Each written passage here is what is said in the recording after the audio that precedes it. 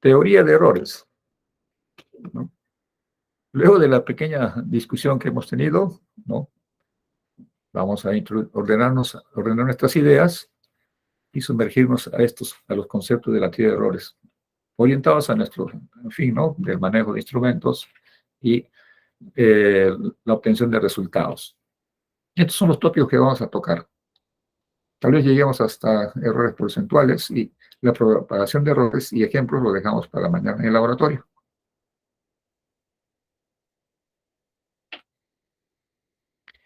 Teoría de las mediciones. Este es el origen de todo, de nuestro problemita. ¿Qué queremos decir en esta teoría de las mediciones? Lo primero que la medición es la emisión de un valor, ¿no es cierto? De un valor físico o de una variable física que estamos estudiando, midiendo, pero analizando y obtener el resultado, ¿no?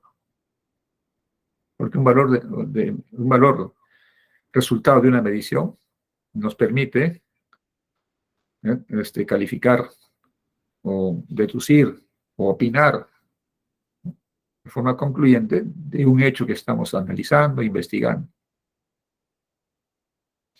La idea es entender qué cosa es esto de las mediciones. Todo esto resulta que es un manejo estadístico, manejo de datos. Valores que uno mide es un dato.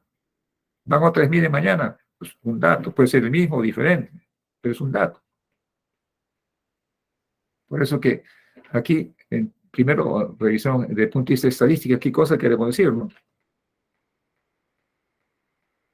Conceptualmente es reunir los datos. Es lo que haríamos en un laboratorio. Si estamos en un experimento, reunimos un conjunto de datos, una tablita de datos.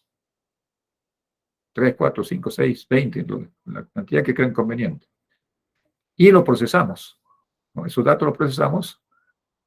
Objetivo es aprender algo más de lo que estamos haciendo. Por ejemplo, cuando ustedes hicieron la ley de Ohm, en teoría les dijeron, pues, la ley de Ohm significa que el voltaje es proporcional a la circulación de corriente a través de una resistencia, ¿no es cierto? Es lo que esbozaron en la teoría, en el modelo teórico. Pero ¿cómo dedujeron y cómo probaron en teoría? Pero en el laboratorio, perdón.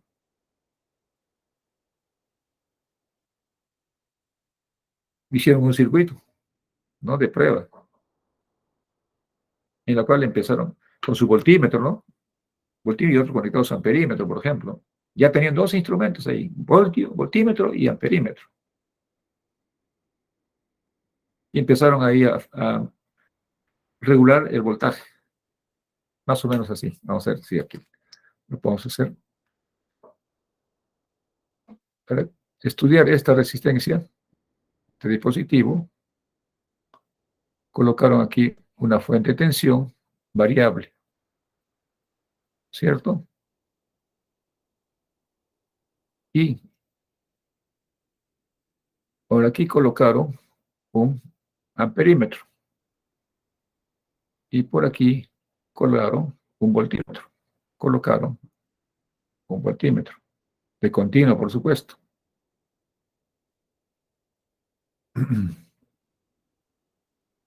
Listo.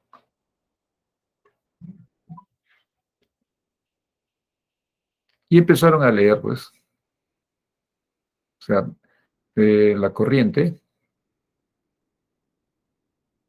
y la tensión, e hicieron su tablita. Pues, ya, pues vamos a suponer que leyeron un amperio y 2 voltios. Ya está. Un cociente sencillo, que bueno, la resistencia en este caso, tensión corriente va a ser 2 ohmios, pues. 2 ohmios, listo. Pero por ahí cambiaron de voltímetro, ¿no? Cambiaron otro voltímetro, ya está. Porque este mismo voltímetro, sigo midiendo, va a leer lo mismo, ¿no? No va a cambiar. Al menos dentro del tiempo que está conectado. Trajeron otro voltímetro, un digital, lo cambiaron. Y leen. y le sale 1.999 voltios. Ah.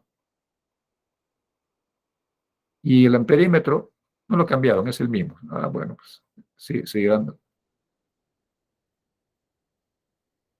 un ohmio dentro del margen de error que tiene. Ya está. Entonces votaremos 1.91. Y así podremos ir haciendo experimentos y valores, ¿no? De todos esos valores que coleccionamos, lo hemos subido un proceso, sí, pues he aplicado una formulita, es un modelo matemático. Ese modelo matemático es este, el que les voy a escribir acá. Que la tensión que lee el voltímetro va a ser proporcional al de la corriente. A eso le llamamos resistencia. Ah, perfecto.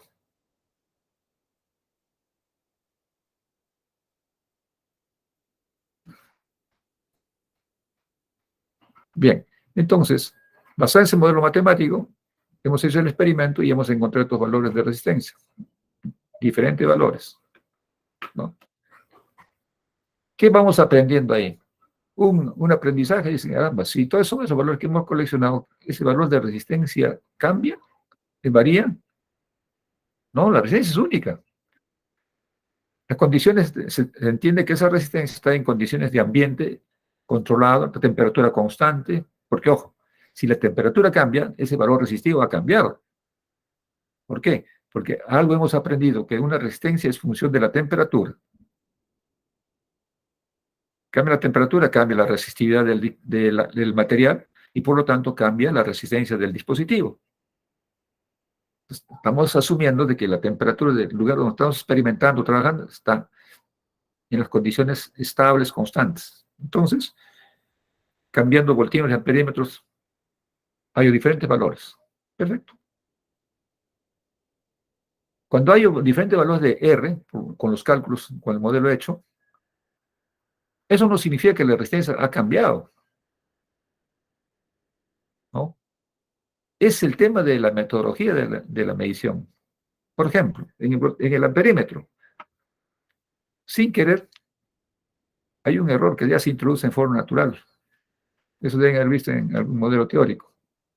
Introducen ustedes sin querer una resistencia chiquita, ¿no? Vamos a poner un RA. Resistencia del amperímetro. Teóricamente, el amperímetro debería ser 0 ohmios. ¿Cierto? En teoría es eso. Pero en la práctica, cuando ustedes lo incorporan,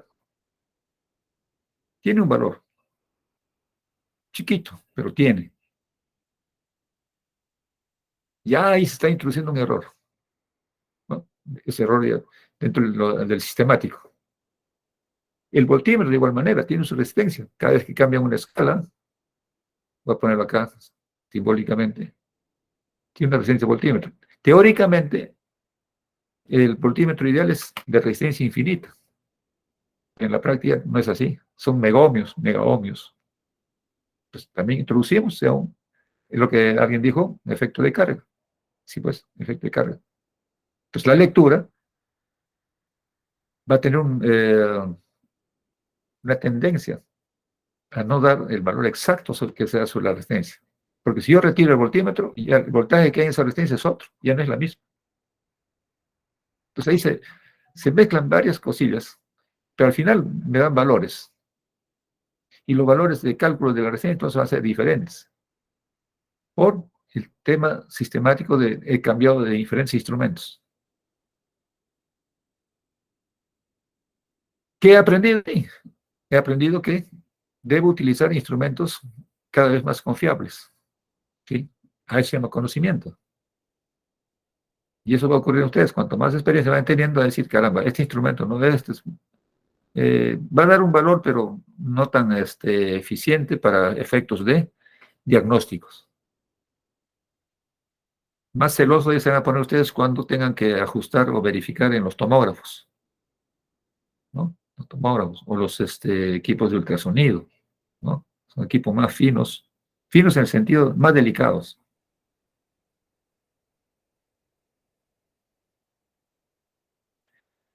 Es el primer pasito del tema de concepto, el uso de la estadística en las mediciones, ¿no? Que es una colección de recoger datos, procesarlos, ¿para qué?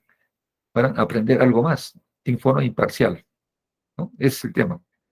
Porque si podemos convertir en algo parcializado, sí. Claro, eso se llama forzar. Forzar. Por ejemplo, el clásico en el laboratorio. Dice dos ohmios, 1,29, 1,8, 2,1 ohmios, me salen diferentes valores. ¿Cuál es el valor entonces de la resistencia? Se dice, caramba, dos. Si no tienen el concepto de manejo estadístico, póngale 2 ohmios, pues, están forzando. Pero otro dice, no, no, no, vamos a hacer estadística, saquemos el promedio, pues. Esa es otra cosa. Del conjunto de valores que hemos hallado, le sacamos el promedio. Y luego analizamos qué desviación tiene. Se acerca más a una posibilidad de decir, caramba, el valor promedio va a dar, pero no exactamente es el valor que tiene esa resistencia, sino va a estar dentro de un margen de error. Ya, eso es diferente. A tener que forzar, ponle 2 ohmios. ¿No? Otra cosa es poner 1,9 ohmios más o menos 0,1 ohmios de error. Ya, eso es diferente. Es más serio. Pero eso, ¿a qué nos lleva todo este concepto de estadística? Que nos provoca a plantear una hipótesis para este proceso. Vamos a borrar esta parte.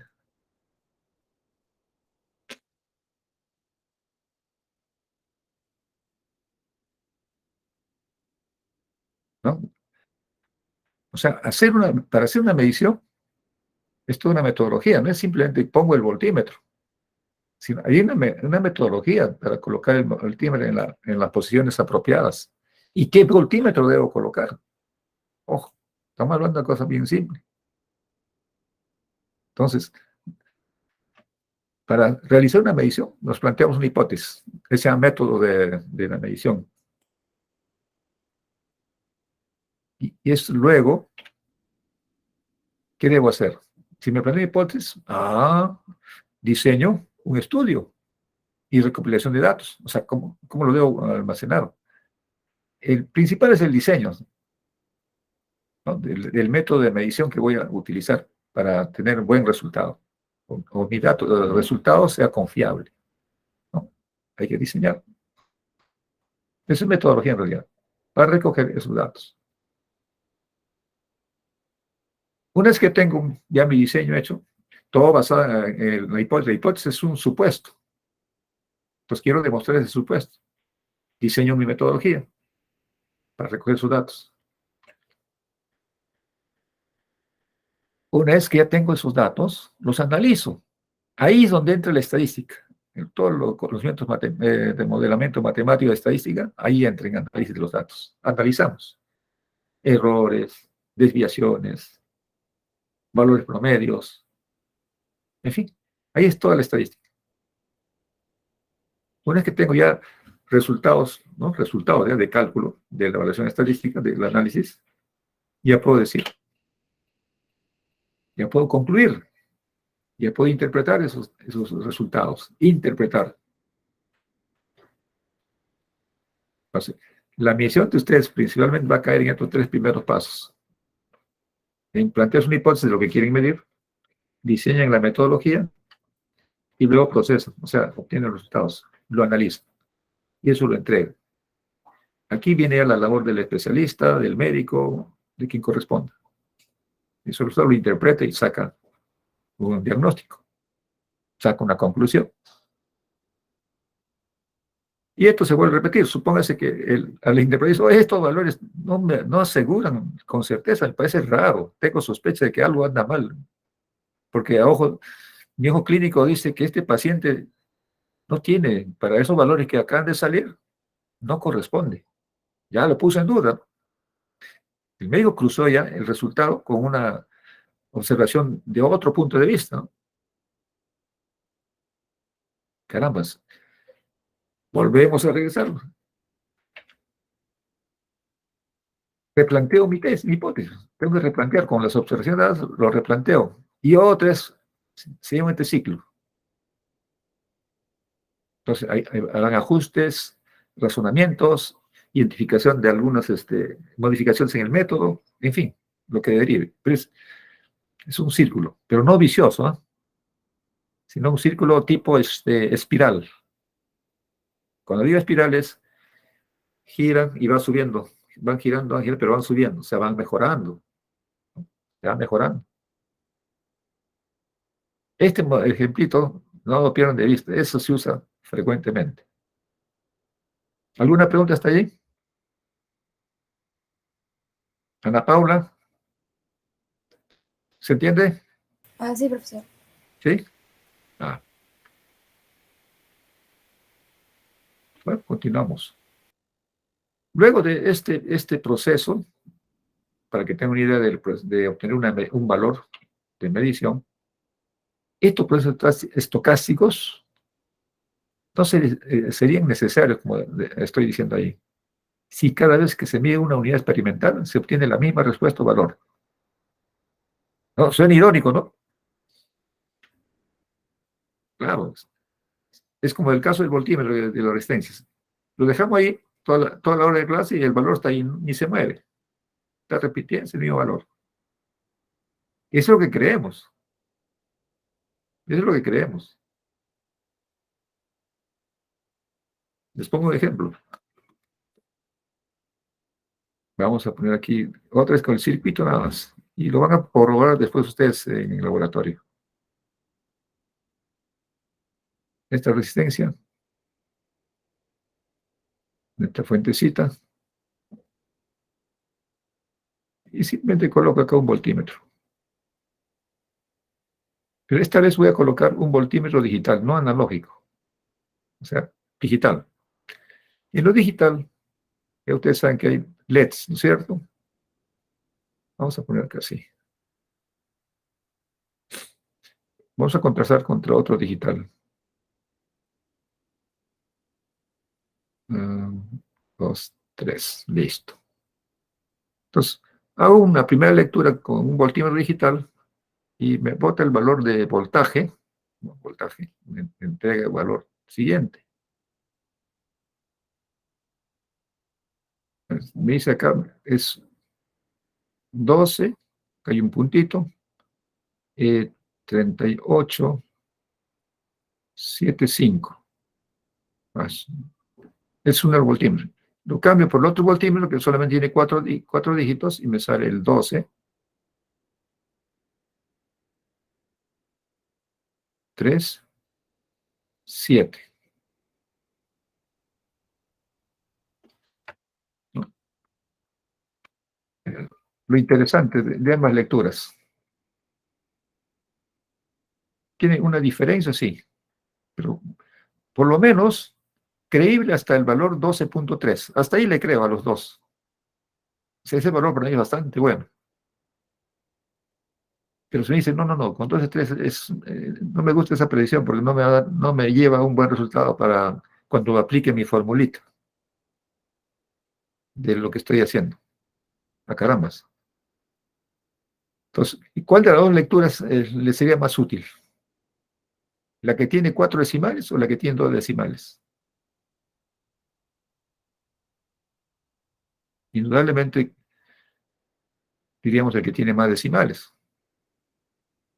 Más decimales.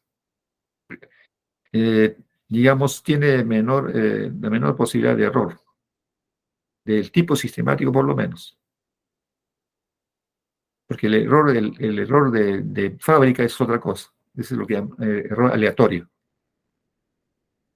Eso no lo manejamos si es que no tenemos la información. Eso ya es el manual del instrumento. Pero acá en la parte visible, la certeza en el primer instrumento es las 387. No consideramos el último dígito, no. De igual manera, en el otro instrumento que da 12,37, solamente tenemos certeza de creerle hasta el valor punto 3, a 3. El 7 no le creemos. ¿Por qué? Ustedes se van a dar cuenta fácil, los instrumentos digitales, que el último dígito siempre para cambiando. Déjenlo quieto unos 5 minutos. Y en 5 van a encontrar que este 5, por ejemplo, va a estar cambiando. Va a estar cambiando. En un momento será 4, otro momento 3, 2, va cambiando. O 0, igual. En el otro, lo mismo, en el otro instrumento. Los digitales tienen esa naturaleza. O sea, este dígito va a cambiar, este dígito. Sí, eso va a ser normal que cambies. Es lo que llamamos el dígito menos significativo. Va a cambiar. Entonces, ese dígito nunca se lee. Es parte del error del instrumento. Entonces, si queremos tener precisión hasta del 3 milésimos, obviamente el voltímetro de mayor cantidad de números que provee, a diferencia del segundo. Entonces, ese es otro detalle. Por eso, si me repite estos mismos valores, se repite, más que con una sola lectura es suficiente, ¿no? Claro. No tiene sentido hacer más medidas. No sería necesario. Pero si me dicen, acá tengo 10 instrumentos, prueba los 10 instrumentos, a ver qué valor te da. Ahí es otra cosa. Ahí sí me interesa.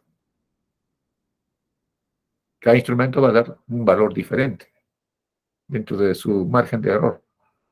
¿Sí? Iguales o diferentes, pero va a ocurrir. Por eso que esto es lo interesante. Las respuestas no son las mismas, porque siempre va a haber una variación o ruido en el sistema. Cuando digo sistema es en el circuito de medición, ¿no? En este caso, el error estaría entre la fuente, porque la fuente va a tener su error, ¿no?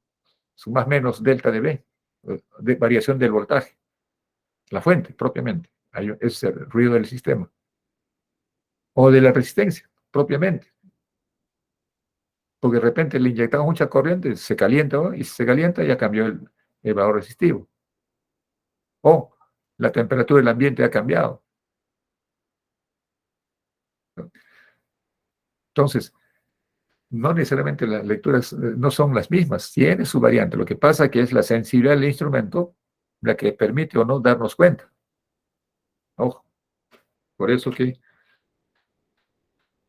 los métodos estadísticos extraen la señal útil. Esa es la verdadera razón por qué hacemos estadísticas de los datos.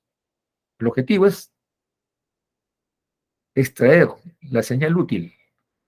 Para eso vamos a hacer filtrado en algún momento. ¿Para qué? Para eliminar el ruido lo más que se pueda y tener la señal útil. ¿Para qué? Para proporcionar u obtener información. Ojo, información. O sea, todo el tiempo que vamos a gastar es para eso. Obtener la señal que sea útil y esa señal útil sirva para obtener o extraer información.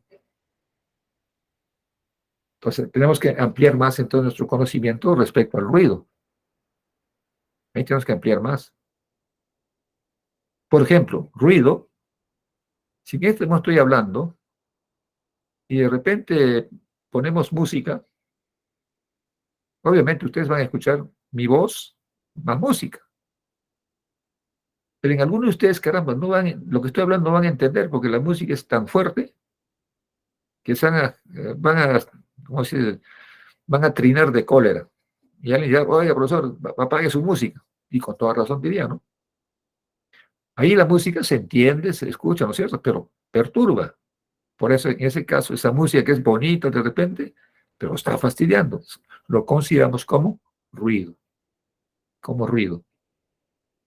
¿Qué hay que hacer para eliminar ruido? Bueno, solución, apago. Bueno, ya está resuelto. Entonces ahora sí ya me pueden entender perfectamente y como conclusión estarán aprendiendo nuevos conceptos para extraer información, nueva información.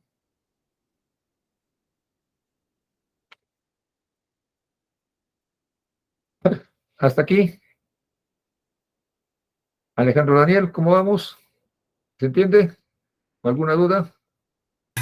Todo claro, profesor. Sí, magnífico. Ahora, de todo lo que hemos charlado, viene un poquito más la parte operativa, entre el concepto del diseño, porque vamos a hablar de diseño, ¿no es cierto? De la metodología de medición. Tenemos una estrategia de método de cómo hacer la medición versus el análisis que hay que comparar.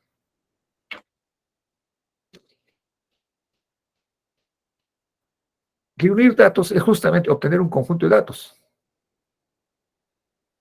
Por ejemplo, ustedes van a encontrar datos de un electrocardiógrafo. Datos, claro. ¿Qué van a obtener como datos? De tanta medición de tantos pacientes. Si el instrumento está en buenas condiciones, los datos serán confiables. Por ejemplo, frecuencia cardíaca, ¿no? Tantas pulsaciones por minuto. Presión, también, otro dato. ¿Qué más van a hallar?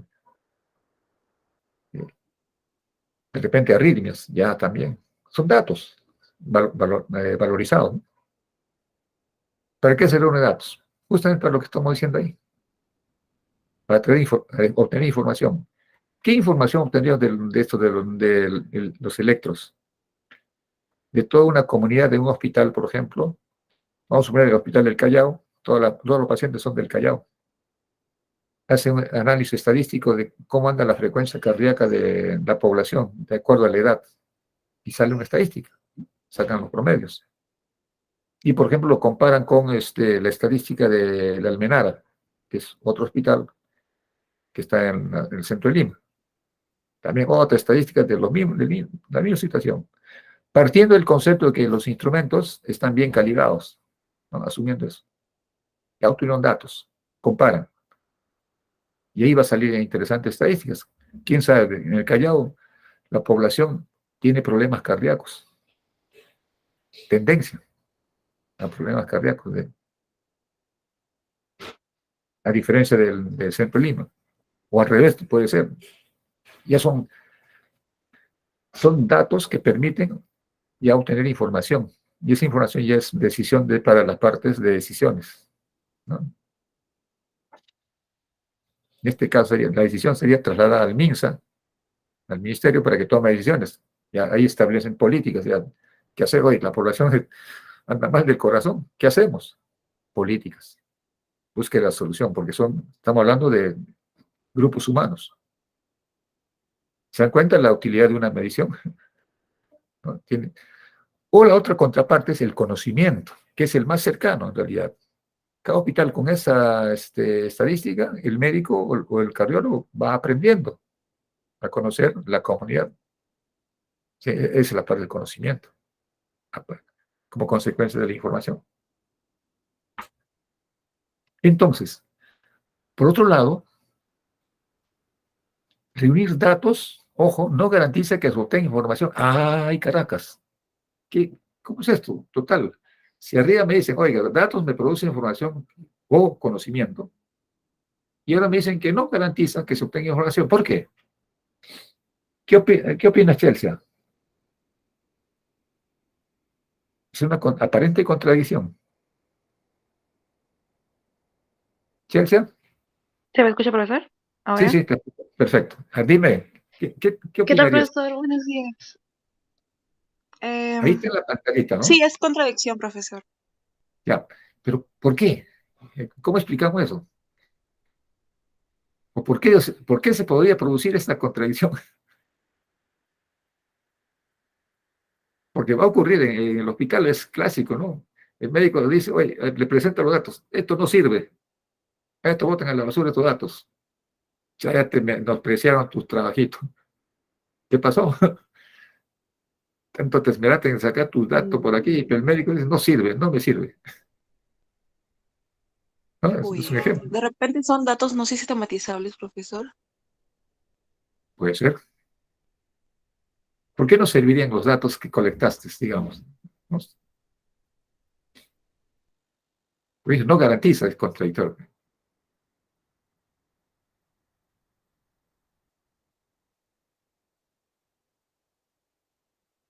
Eso no se puede sistematizar o no hay o de repente son datos muy aleatorios y no se pueden, clasificar exactamente. Ajá. Está por el lado de aleatoriedad. Cuando dice aleatorio, está bien. Al final los datos son aleatorios, sí. Pero si son de carácter estacionario, estadísticamente hablando, puede obtener resultados. Pero cuando no es estacionario, sí, la cosa es complicada. Por eso se llama ruido. El caso de ruido es un caso típico. No entiendes nada. No entiendes nada. Sé que es ruido, pero no lo entiendo. No me da ninguna información, más allá de que es ruido, fastidioso. El tema de fondo está en que si los datos han sido obtenidos inapropiadamente, con un método no apropiado, nos va a orientar a, ¿cómo se llama? Con información equivocada, errónea. Entonces, lo del médico, por ejemplo, es típico. Él, por la experiencia, ha visto en los pacientes, o en su paciente, como dije en un ejemplo, de acuerdo a su óptica, ¿cómo se llama? Ojo clínico, ¿no? Es típico eso. O sea, por experiencia dice, este paciente tiene tal cosa, pero vamos a corroborar. Lo manda al laboratorio, háganle mediciones. Y le entregan las mediciones. Y contrasta, ¿no? Con lo que ha visto. Qué raro, ¿no? Esto es raro, ¿no? Algo ando mal, dice. Vuelvan a hacer la medición. Pero revisen el método, dicen, ¿no? Y una posibilidad es que revisar los métodos y se dan cuenta, uy, acá se han equivocado, este instrumento está mal. Este debería pasar por calibración y no está calibrado. A ver, tráete el otro que está, que es mejor, que da mejor, más confiable. Y dicho hecho, lo chequean con el otro instrumento y los valores cambiaron. Y lo llevan ante el médico y dice, acá está, señor, el resultado.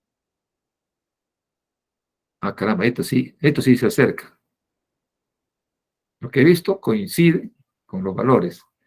Pero con los valores no hay problema con el paciente. Esto ya manejable en su caso. Y a él saca sus conclusiones. ¿Se encuentra? Con el valor de medición. ¿Me entienden? Es un típico caso que al menos he visto en algunos casos. Cuando he sido pacientito. Planteo este tema porque en nuestros hospitales nacionales van a encontrar ustedes ese dolor de cabeza. Y van a encontrar porque no se hacen mantenimientos. O sea, no hay. Hay políticas de mantenimiento, pero lo que no hay es, llamemos, gestión. Gestión. Ahí lo dejo. Ese es el problema. ¿Qué otro más habrá? Estoy solamente algunos de ellos mencionando. Entonces, esa aparente contradicción va por allí. No, no garantiza, sí, pues, datos mal hechos. Eso no garantiza información, pues, me lleva al error. Entonces, conclusión preliminar, información, que ya entendemos qué cosa es de diferentes datos. O sea, no necesariamente la información es equivalente a una consecuencia de los datos. Si es que los datos han sido mal hechos, la información que obtenga es errónea. Entonces, si los datos están sumados con lo que ahora van a ver, en el mejor de los casos, la información es equivalente o igual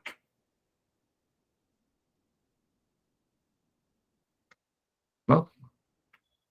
A los datos más el análisis.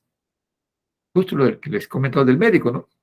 Y ahora el segundo, los datos que le den corregidos, revisados, y más su análisis ojo de clínico, se está contento, ¿no?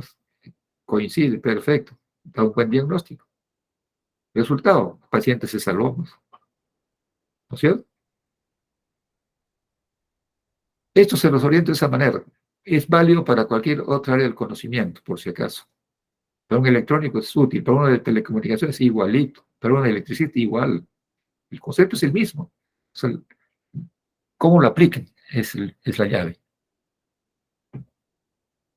¿Alguna pregunta hasta aquí? Claudia, ¿está claro? Está claro, profesor. Sí, bien. Avanzamos, siguiente pasito.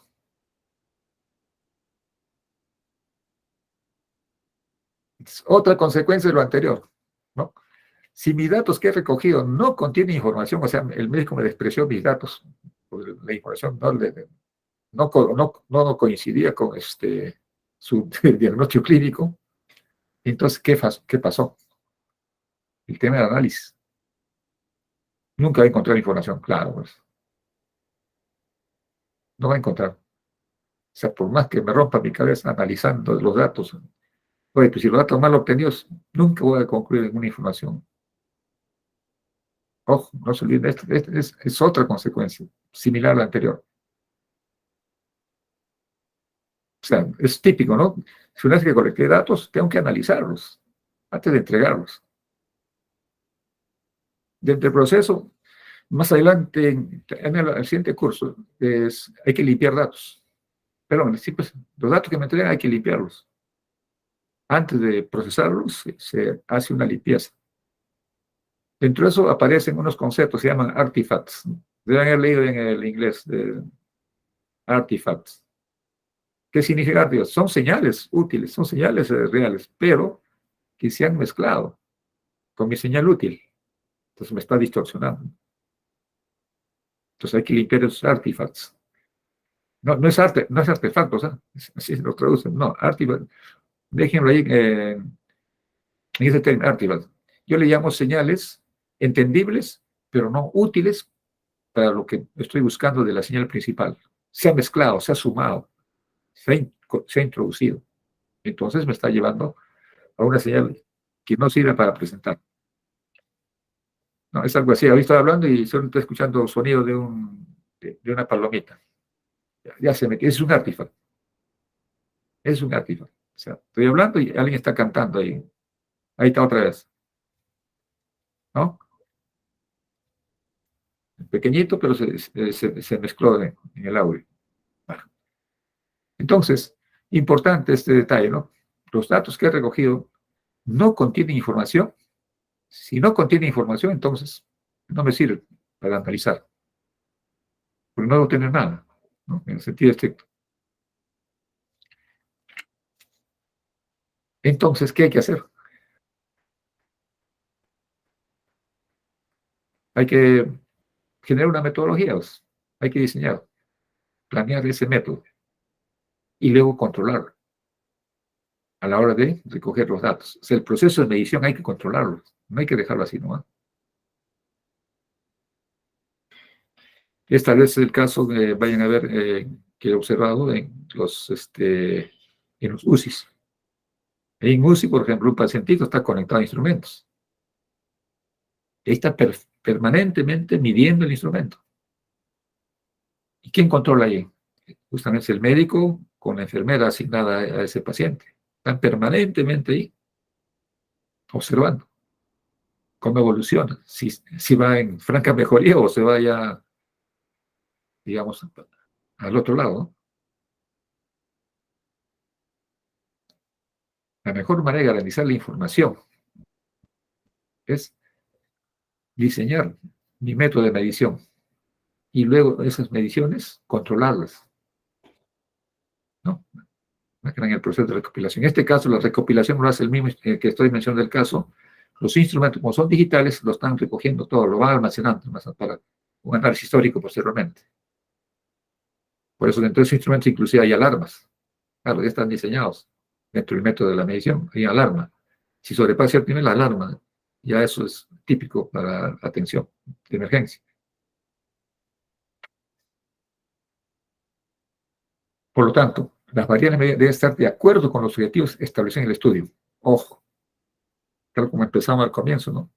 Objetivo, una medición, tiene un objetivo. O sea, no voy a medir por mí. En el caso de la resistencia, que es el ejemplo que les puse, ¿cuál era el objetivo? Probar la ley de Ohm, por ejemplo, ¿no? Probar la ley de Ohm. ¿Será que la resistencia es equivalente al voltaje entre la corriente medida? Hay que probarlo. El objetivo es probar esa ley de Ohm. Entonces, para eso está todo un método de medición de la diferencia que hay para probar nada más la ley de Ohm.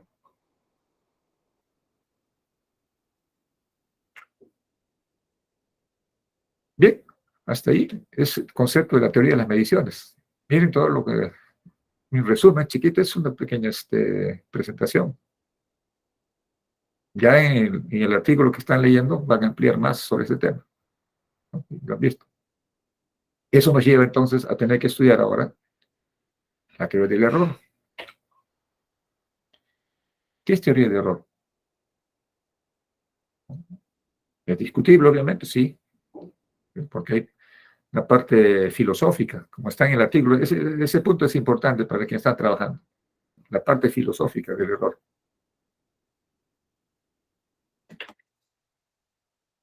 Este es mi punto de vista, ¿no? Es una teoría de las mediciones.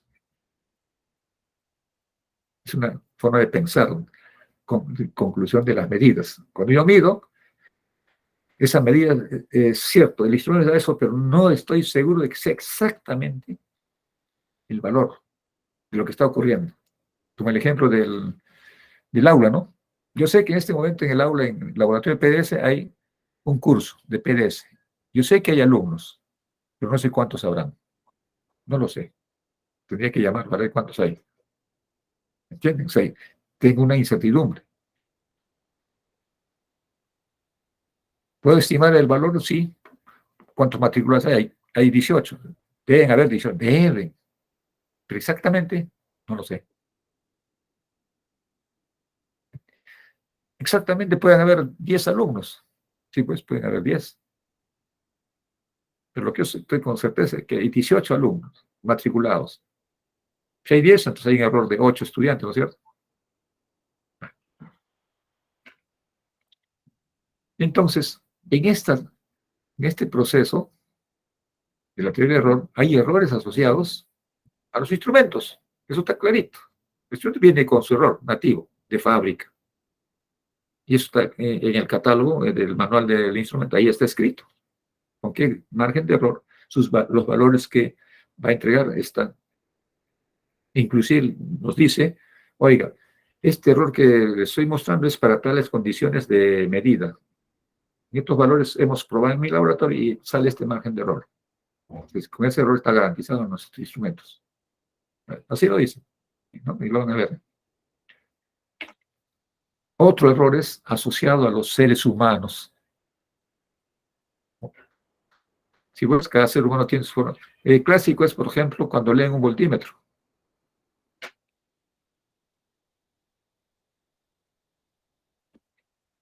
Cuando leen un voltímetro, uno dice, ¿cuánto lees? 1.5 voltios. ¿Y el otro? ¿Y tú? Bueno, yo leo 1.2. Uy, caramba. ¿Y otro? ¿Cuánto lees? 1.6. Ah, ¿qué tal es diferentes valores? Error humano. Error humano. Y esto es lo que pasa. Tal vez en el digital no se nota ese problema. En los de agujas se nota ese problema. Les pinto más o menos una escalita. Vamos a poner así. Este es el valor de 0 voltios. Acá, digamos, 0.1, 0.2, 0.3, 0.4, 0.5 voltios. Listo. Pues vamos a suponer que la agujita está en esta posición. Vamos a dibujar así. Una agujita está por aquí. Este es su eje.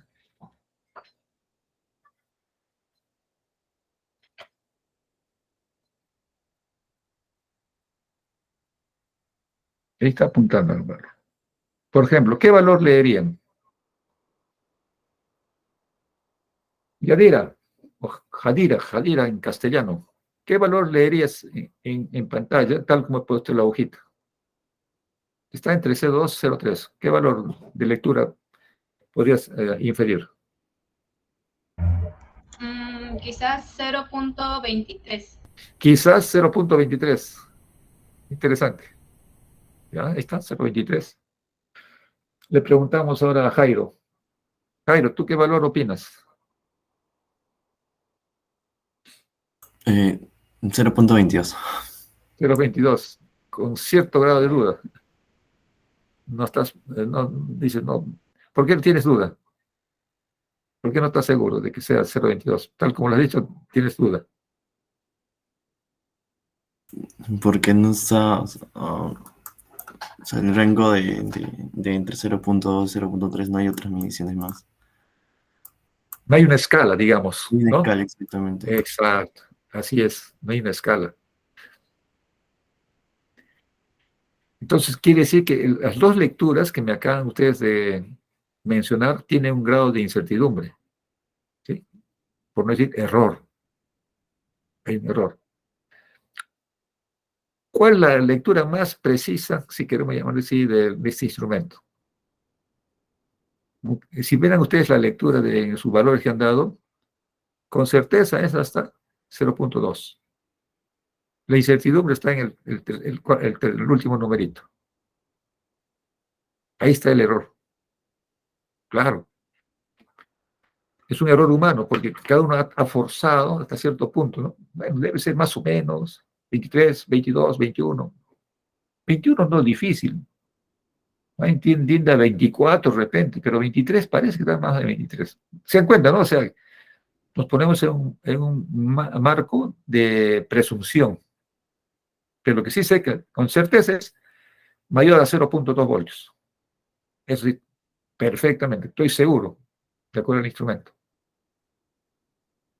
Entonces, ese es el problema de los errores asociados a la parte humana, ¿no? Es un error sistemático, obviamente.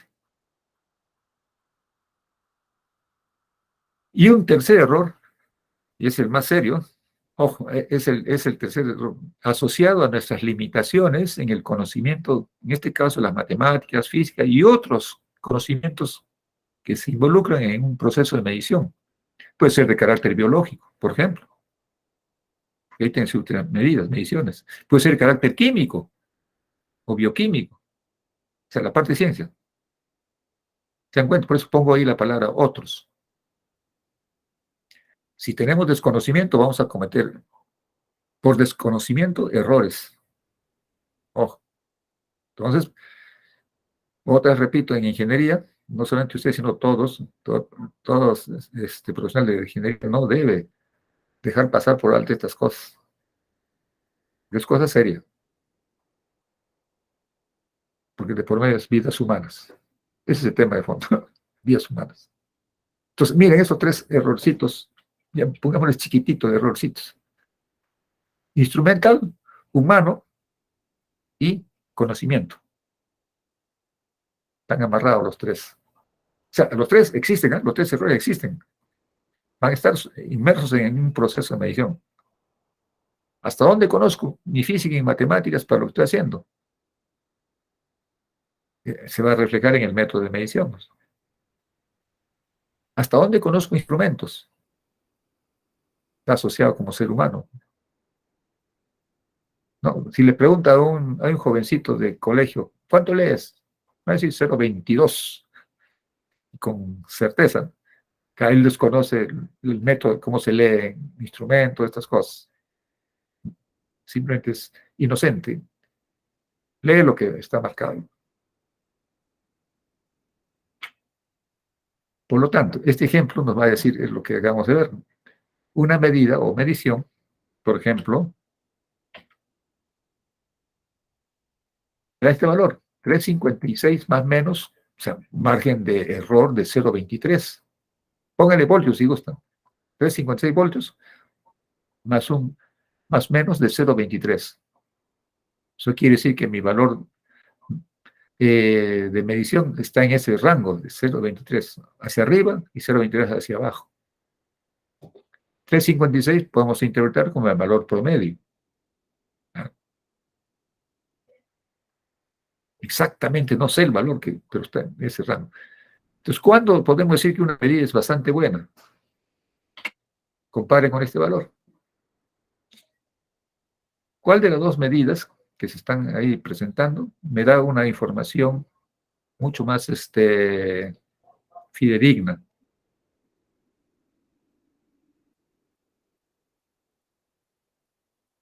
A ver, ¿una opinión?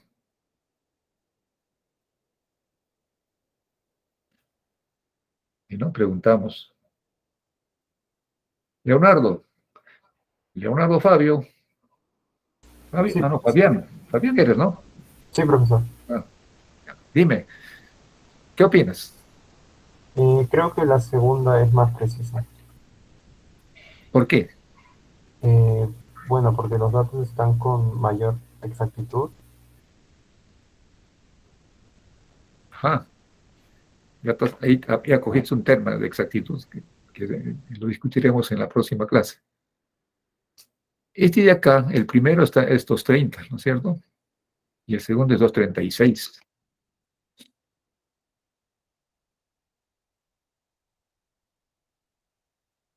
En ambas lecturas, ¿cuál es la certeza del valor que es creíble. 3563 o 356.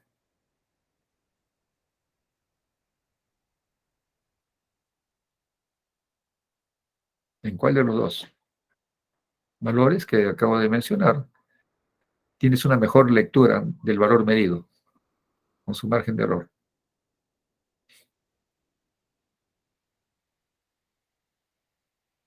Ahí está bien clarito. ¿Qué buscamos? ¿Tener un error bastante grande o un error chiquito? ¿O pequeñito? ¿O teóricamente cero? ¿Qué es lo que buscamos en un valor de medición con respecto al error? Que sea lo menor posible. ¿Correcto? O sea, lo más pequeño. En términos reales, lo más pequeño. Teórico es ideal. El ideal es cero. Pero es imposible. Tiene que ser lo más pequeño. Ahora, tienes ahí dos valores. ¿Cuál de los dos es el mejor valor, si queremos llamarlo? ¿No?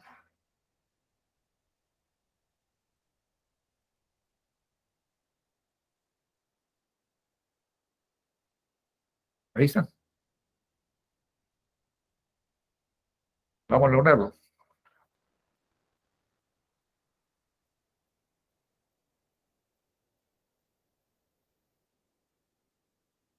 ¿El primer valor o el segundo valor?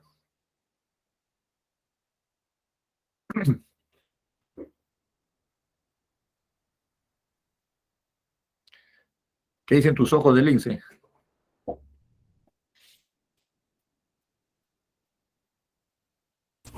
Creo que el segundo, profesor. El segundo. ¿Por qué? Porque se busca el menor error. El menor error. Ujú. Ajá. Ya. Es el criterio que estamos, así es, el menor error. Y tu afirmación es el segundo, ¿no? Es el que tiene desviación de 0.236, ¿no es cierto? Sí. Ya, perfecto. Vamos para la opinión. Mayra, en contraparte, ¿qué opinas? Bueno, yo al igual que mi compañero pienso que es el segundo, porque El segundo, ¿no? claro, tiene Ajá. sus decimales más exactos y capaz es más precisa, creo, que a tomarlo Ya. de manera general, ¿no? Con solo con 2 dígitos nada más. Ya. Bien. Vamos, una tercera opinión. Josué. Gianfranco. Ya, Gianfranco quiere opinar. Adelante. Sí, profesor, yo creo que vendría a ser el primero porque la desviación ahí que es 0.23 vendría a ser menor que la segunda que es 0.236. Así es. La desviación siempre es la más pequeñita. Hay que buscar siempre lo más pequeño.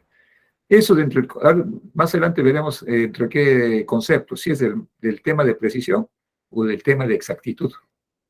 Es otra discusión, ¿no? Pero el concepto es que sea el más chiquito. ¿Qué significa? Que ese valor 356 es un valor medio. El verdadero va a estar en un rango más restringido, más cercano al 356. A diferencia del segundo, la distancia de la desviación es mayor. Entonces, un poco más dispersos están los datos que se han recopilado para calcular estos valores, ¿no? Es el tema. Por eso era un poco la discusión de lo que expuse con la rayita de la flechita y luego lo he contrastado con este ejemplito. Siempre marquen el valor, busquemos siempre el valor más pequeño. Nuestro método es ver el valor más pequeño. El problema es si no lo hay, si no hay esa división estándar, ahí sí estamos a ciegas, ¿no? No sabemos con qué margen de error lo que estamos dando como dato está. Siempre el más pequeñito. Bien, entonces como consecuencia hay que darle importancia a esto del error, del tema del error. ¿Por qué es importante? ¿Para qué es? Acá es una primera. Aquí está la palabrita. La precisión de los resultados obtenidos. Es importante para la precisión. Como digo, mañana, perdón, el jueves vamos a discutir este concepto, precisión Y siempre utilizamos precisión, pero a veces confundimos con exactitud. En pantalla tiene un pequeño instrumento de agujita.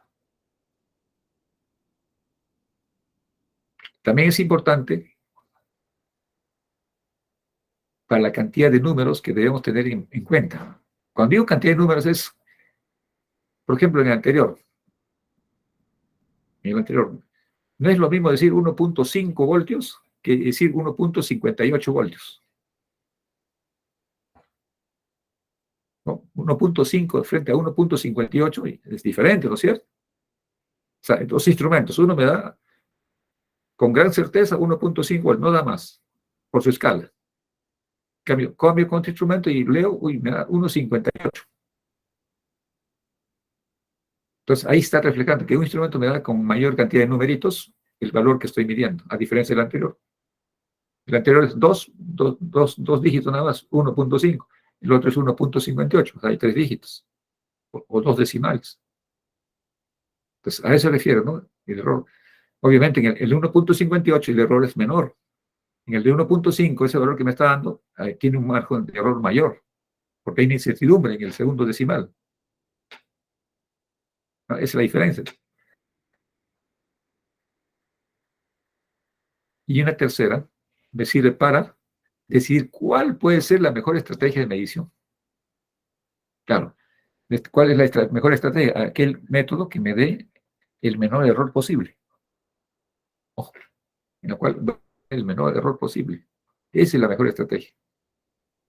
Decisión, pues, claro, de métodos.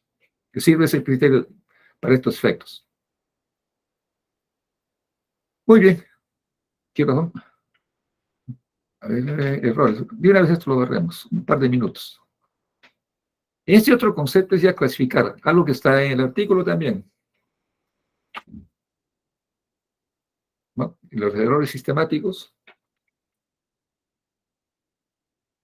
Uno de ellos es el mal funcionamiento de los instrumentos. Ese es el dolor de cabeza de ustedes, donde vayan. Opera mal. Llame al biomédico que arregle el problema. Está funcionando mal. ¿Se dan cuenta de la responsabilidad? Siempre van a echar la culpa a alguien. De repente el médico ni sabe manejar, que van a encontrar. Van a encontrar. Dicen, llamen al biomédico, es el que maneja esto. Se sacude el problema. Ustedes tranquilos, ¿no? Si están seguros de lo que han hecho y lo que están haciendo, van a salir con, como dice, mismo torero. Van a torear bien. Si ocurre esto, ¿cuál es la solución? Obviamente hay que calibrar pues, los instrumentos. O sea, hacerle mantenimiento. Y en ese mantenimiento es la calibración del instrumento. Eso grábense en memoria. Si no calibran instrumentos, van a tener dolor de cabeza. Pero por lo menos, si no les quieren hacer caso a la gerencia mayor, escriban, informen. Y que asuman su responsabilidad quien corresponda más arriba. Ya buscarán la plata, gestionarán, esa es otra responsabilidad. Pero ustedes ya dijeron. ¿Por qué?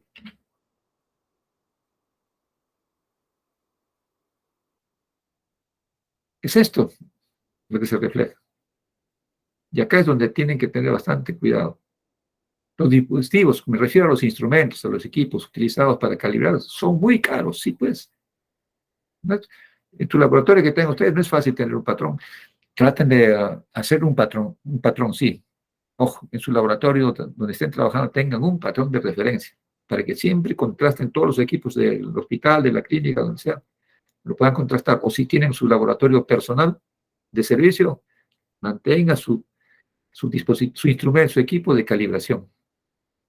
Ya después aprenderán qué deben hacer para mantener un equipo de calibración. ¿Que es caro? Sí. Pero se puede hacer. Se puede obtener uno que lo manejen adecuadamente, que sirva como elemento de calibración. Pero es más difícil trabajar con ellos. Sí, pues. No es fácil trabajar con los dispositivos de calibración. ¿Por qué? Porque son complejos, son un poquito más caros, no es fácilmente obtenible. O sea, no lo puedo adquirir, pues cuesta. ¿Y ahora qué hago? Me buscaré uno, pues, más o menos baratito, pero no es que no sirva, sino simplemente el problema es en el tiempo.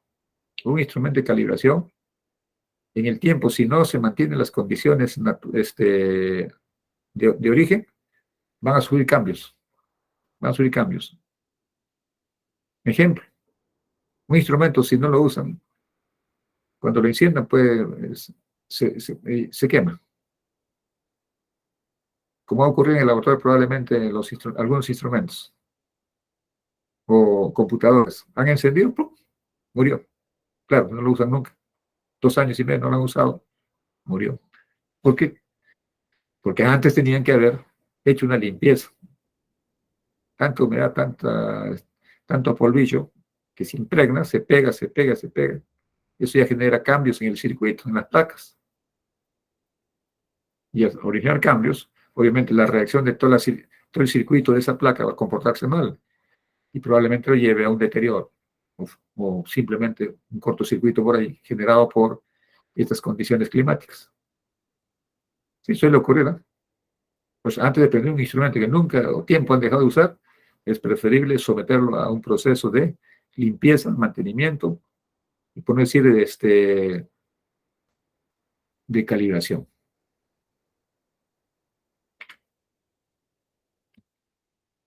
Otro, error humano.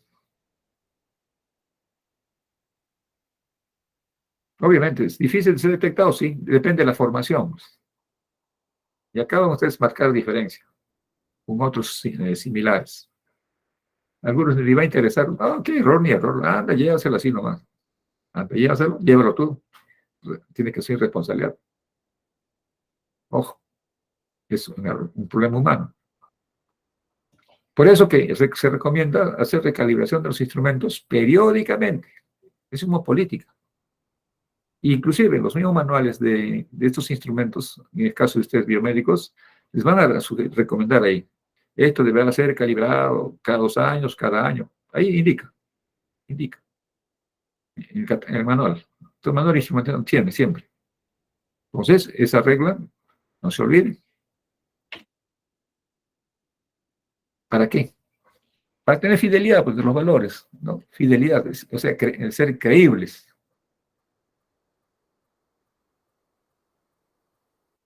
Porque el error sistemático es lo que se comete frecuentemente cuando utilizamos instrumentos. Es típico, ¿no?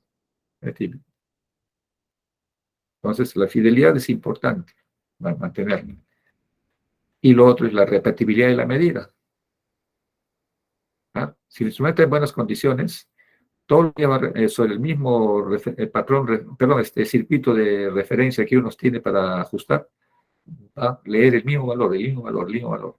¿Ah? Es la repetibilidad. Pero sobre un circuito controlado, en condiciones estables. No que esté cambiando, está cambiando, pues me va a dar valores diferentes, ahí me va a llevar un error, ¿no? Entonces, mi circuito de calibración debe ser perfectamente controlado en todas sus condiciones de operación, tal que cuando vaya con mi instrumento a hacer una medida, me puede repetir el mismo valor que leí ayer, anteayer, pues está en las mismas condiciones.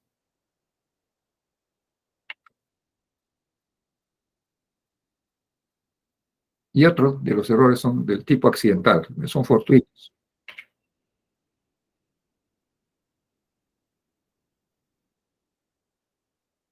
¿Por qué? Porque toda medición tiene siempre su grado de precisión equivocada, ¿no? Digamos imprecisión. Por ejemplo, en ustedes va a pasar eso. Son 6 grupos en cada laboratorio. Cada uno va a leer con sus instrumentos valores diferentes, ¿no? Haremos un experimento mañana con el circuito que están haciendo. Y cada uno va a tener valores diferentes. ¿Ven? Normal. Son accidentes, son errores accidentales. Pero sí, es controlables. Pero nos damos cuenta, hay que corregir, sí, se corrige. O sea, mejorar la precisión, se llama eso. Y por lo tanto, estas fluctuaciones, esa diferencia que hay entre los valores diferentes, le llamamos error absoluto. El epsilon. O sea, todos esos valores que leemos, que son diferentes valores, hay que buscar el error. Entonces ahí entra ya la estadística a trabajar, a calcular ese error. Y otra forma de controlar las fluctuaciones con el error relativo, que es el error absoluto entre el valor, puede ser el valor medio o el valor verdadero de lo que estoy pidiendo. Normalmente es el valor medio. Son formas de calcular. Y estamos entrando a la parte cuantificada del error. Cómo manejar el error. Conceptos.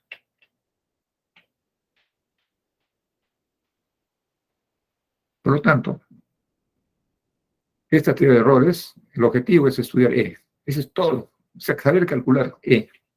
En cualquiera de nuestras mediciones siempre tenemos que saber dar qué margen de error. Así como de la votación, ¿no? De lo que ocurrió el domingo, más o menos 3%. Ese es su margen de error. Igual, a la hora de medición que dé sus instrumentos que ustedes están trabajando, debe tener un grado de error. ¿Sí?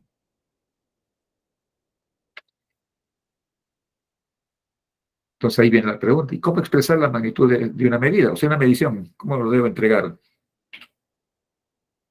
Acá hay varios ejemplos. Miren, de diferentes valores y desviaciones. El primero 3.418 más o menos 0.123, otro 6.3 más o menos 0.85. Es diferentes formas. Pero la pregunta es, ¿cuáles estarán bien? ¿Estarán bien anotados? Pues aquí vemos en el cuadrito chiquito. Miren ustedes la comparación, ¿no? Tengo un valor 349 más o menos 0.1. Arriba hay un error. Este es otro valor, no lo corrijo. Pero en el segundo está bien. 349 más o menos 0.1.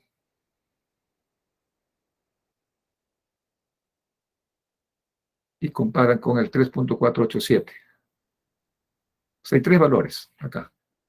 349.01 implica que puedo entender 349 dentro de más o menos 0.1. Puede ser el 3.487 más 0.01. Estos dos valores que estamos observando caen dentro de este margen de 349. Claro, porque si sumo, 349 más 0.1 es 350, ¿no es cierto? Y si el resto es 348. Entonces, el primero, 349 más menos 1, está bien, es la misma repetición. Pero el segundo, 3487, ¿no? ¿Está dentro?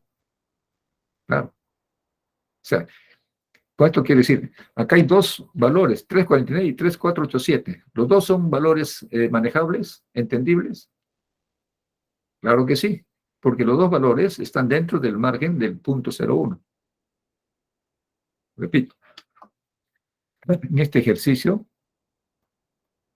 podemos decir que hacia arriba tengo el valor por error tengo el 3.50 y hacia abajo tengo el 3.48. ¿No? Son los valores extremos, dentro de los cuales debe estar el valor de la medida. 3.49, repito, es el valor promedio, no es exactamente lo que está ocurriendo dentro. Entonces, el primer caso, 3.49, está dentro del rango. 3.49, sí, pues, está el promedio. 3.487, ¿está dentro? Sí, está dentro, ¿no? Solo que está más pegado hacia el 3, al 4.9, ¿no? Está dentro del rango. Entonces, o sea, lo que se quiere decir acá, la magnitud lo podemos expresar con un valor más un grado de desviación, más o menos su grado de desviación. Eso es lo concreto. ¿Cómo calcular? Ese es otro paso. Y esa forma de cálculo es estratégica.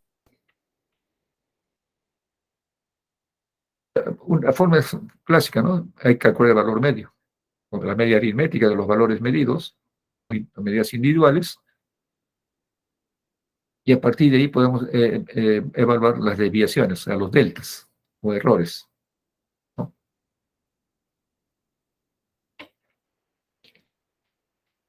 Y acá cerramos. Otra forma de expresar también en términos porcentuales, ¿no? en tanto por ciento, como el caso de la resistencia, ¿no? 10%, 5%, 1% de error o tolerancia del valor consignado en la resistencia. Bien, aquí nos vamos a quedar, ¿no? Avanzaremos luego en propagación de errores, que es la parte, digamos, más tangible, más manejable, que deben ustedes conocer para operar. Dicho de otra manera, a futuro, los valores que ustedes se entreguen siempre con su más menos, con su más menos. Entonces, deben saber cómo calcular, cómo estimar, ya sea estadísticamente o utilizando teorías de propagación de errores. Bien, chicos, nos quedamos aquí. Profesor, Un ratito, vamos a cerrar la sesión.